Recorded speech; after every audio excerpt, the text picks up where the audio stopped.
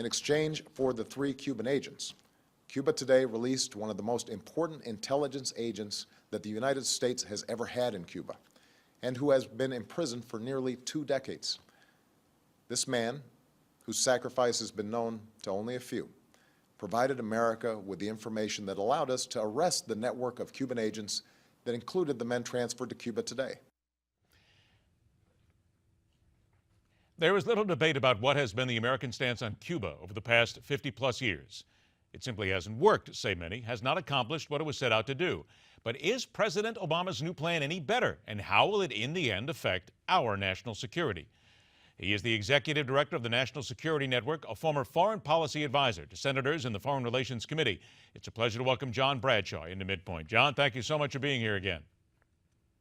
Great. Thanks for having me. John, here's the statement that you issued. President Obama's bold action in restoring relations with Cuba is more likely to lead to positive changes in the lives of the Cuban people than current policy.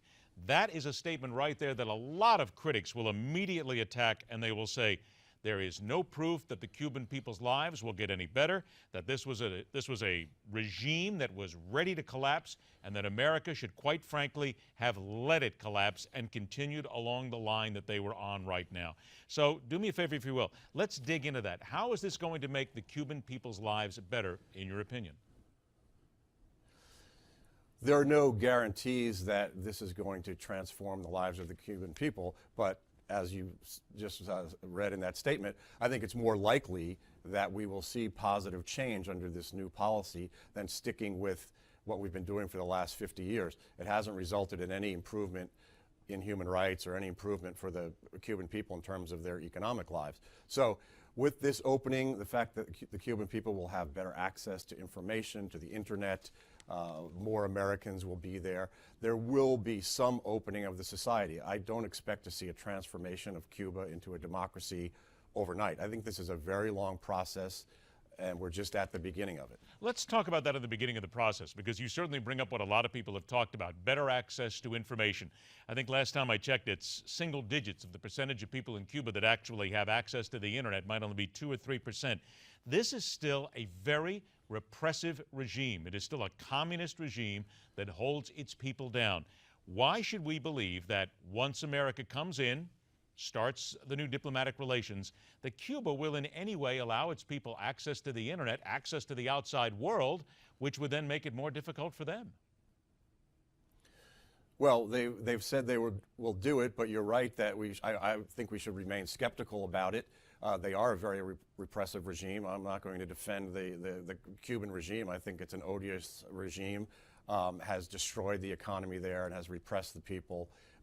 And we'd be happy to see the Castro regime go. And Raul actually says he's going to retire in 2018. We'll see if that happens. But there will then be a new generation. They will be more connected by information to the world. And I think we can have some hope that it will change. But I agree with you. There's no guarantee that we're going to see a transformation in Cuba just because of increased information. If internet access transformed countries to democracies, it would have happened all over the world, and we know that there are a lot of places that are still very repressive. Do we have any information, any intelligence, any idea that you mentioned a new generation?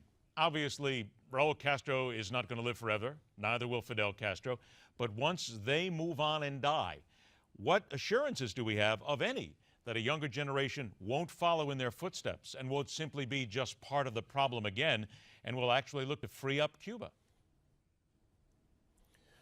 I think well, you see in the new generation of Cuban Americans, a lot of whom will be traveling to Cuba, there is much more value placed on democracy and openness. That in itself will not transform Cuba.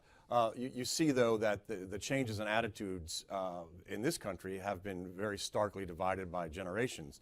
In Florida, where a majority of people, including the Cuban American community, support lifting the embargo, there is one segment of the population that's very much against it, and that's over 65. So those are, it is really a generational divide. And I understand that a lot of the Cubans who had to flee Cuba, the exiles, still have a lot of bad memories and anger about that period, and it's understandable. It was interesting to see Ambassador Reich here, he's a Cuban American. He was my first boss when I was a Foreign Service officer in Venezuela, and he was the ambassador there. Well, let So me stop you there for 1 second because we have to take a break. But you bring up some of the comments he made. Let's talk about that after the break again because he was very critical of this as well. Hang tight. John Bradshaw will return after a short break. We'll dig into what the new plan for Cuban relations means for Gitmo and all those human rights violations the Castro government is famous for.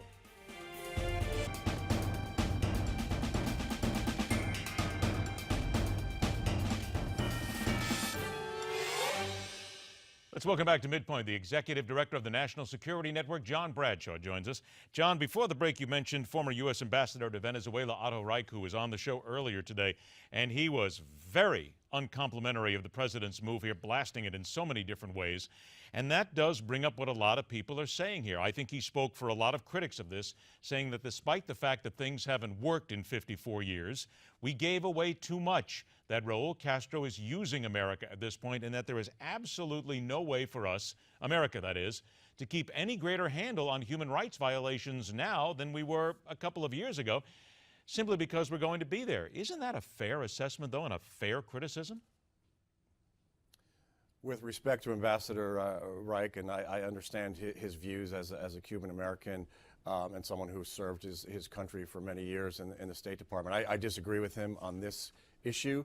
I think one of the major outcomes of having the embargo and restrictions on Cuba is that it has given the Castro brothers an excuse to blame everything on the United States. And if we start moving towards normalization, as I said, it will be a slow process. They will no longer have that excuse. The Cuban people will see what they've done to destroy the economy there. I don't think we gave away too much. I know some people have been saying, well, we caved in to the Castros, to the regime. But of course, this has been in the works for a long time. President Obama talked about this, making this kind of opening to Cuba, even when he was a candidate in 2007. So it's not about doing all this just to get Alan Gross freed. As a matter of fact, Alan Gross was more of an impediment to moving this forward. It might have happened sooner. Well, isn't it fair to say that Alan Gross was really a very small part of this, if you think about it, because there was a 20-year American spy that was in jail in Cuban prisons, plus also there were 3 convicted Cuban spies who were responsible for the deaths of 3 American citizens and 1 U.S. resident. We sent them back to Cuba. So in many ways, we sent killers back to Cuba in this. That's not going to sit well with a lot of people. I understand that people have negative reactions to that. I think overall, you have to look at this opening overall and see what the longer-term benefits are to the United States. This will enhance our national security because in the region we have been an outlier. The rest of Latin America has long wanted to be open with Cuba, has been more open. Reintegrating them into the hemisphere will eventually bring them more into the U.S. orbit. We've seen with other countries that we've normalized relationships with, such as Vietnam and other places. It doesn't transform the country overnight and doesn't eliminate. Well, but if I may, John, let's stay here because I want to bring this back away on that. a little bit to Cuba, though. But is it not fair to say that maybe America's getting it right? Maybe the other Latin American countries want to bring Cuba into the sphere of influence here and bring them back into the 21st century, but with their various human rights violations, the fact that they have sponsored state terrorism in so many other places in South America, that it's not worth bringing them in, and they haven't earned the right to come back into this organization of states. I've worked on human rights issues for many years all around the world. As I said, I think the human rights record there is deplorable. I think that when we have diplomats there and we have an embassy and we will be able to continually raise these human rights issues, we'll be able to get much better information about what's happening and to pressure Cuba. This is, as I said, the beginning of a process, and I think as we move towards normalization, improvements on human rights need to be part of that package.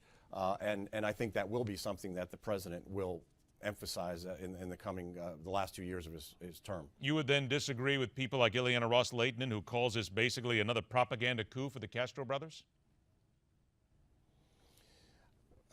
I don't see, people that are saying that we caved in and gave a coup, a propaganda coup, or somehow legitimized or justified the Castro regime. I don't agree with that. I don't see that, because when you're under pressure, when a country is a real threat and then you give them something, then you're caving into pressure. In this case, Cuba is no threat. They haven't been a threat to us since the 1960s on a security basis. They're not an economic threat. So this is something that should benefit both nations. They released a lot of political prisoners within Cuba. They've promised to do other things. Again, as you said, we should be skeptical about that. But I don't see this in any way as caving into the Castros. You would then not agree with those also, I've only got about 30 seconds left, who say that if we would have waited 3 or 4 months, the Castros would have folded on their own, because Venezuela certainly is bankrupt right now. So just wait them out. When I used to work as a Senate staffer, I remember we would have briefings periodically because everyone wanted to know if Castro was going to die that year, and that was 15 years ago. We've been waiting for this regime to collapse for a long time. That doesn't look like it's going to happen, and we're more likely to see it collapse or gradually open up by using this new policy that the president has announced. Let's see where it goes now, because obviously we're going to have to trust the Castro brothers in some way, shape, or form, and that is going to be difficult indeed. Trust but verify. John Bradshaw, I want to thank you so much for your time and your comments, and also a very Merry Christmas to you and your family. Thanks, Ed. You too. All right, take care. We're back after a short break to speak of another attack on human rights, the shocking rise of anti-Semitism around the world.